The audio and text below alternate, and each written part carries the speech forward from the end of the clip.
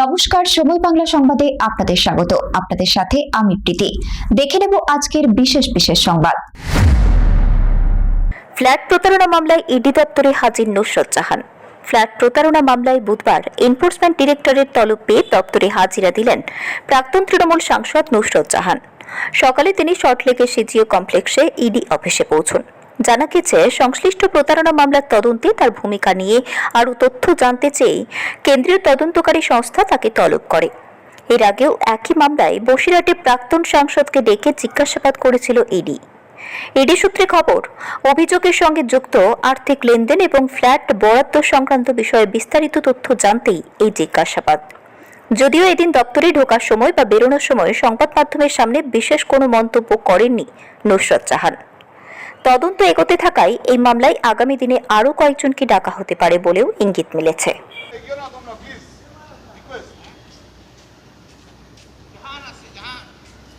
Madam সরুন সরুন সরুন।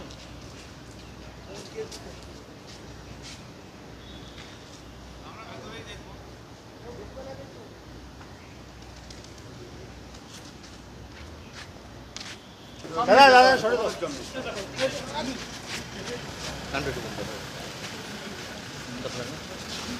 সামনে বসে যাবে না, এখানে দাঁড়া প্লিজ, দেখিও প্লিজ। ভয় করতে হবে, ভয় ঢুকতে তো। আচ্ছা ঠিক আছে না,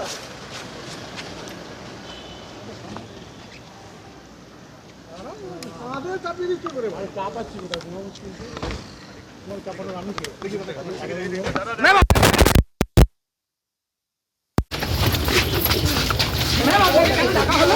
বলবেন না মেরো সাইড দিন, এটা বলবেন কোন মামলায় ডাকা হয়েছে? কোন মামলায়? নুসরতি ফ্ল্যাট নাকি গমের মামলায় ডাকা হলো? কোন কেসে ডেকেছে একটু বলবেন? নুসরতি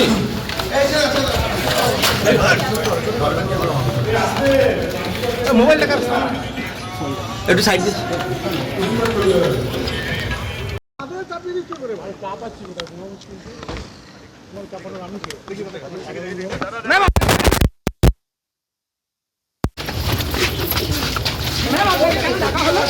বলবেন না মেরো সাইড দিন, এটা বলবেন কোন মামলায় ডাকা হয়েছে? নুসরতি কোন মামলায়? নুসরতি ফ্ল্যাট নাকি গমের মামলায় ডাকা হলো? কোন কেসে ডেকেছে একটু বলবেন?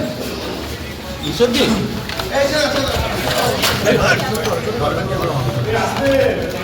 মোবাইল টাকা একটু সাইড দিন।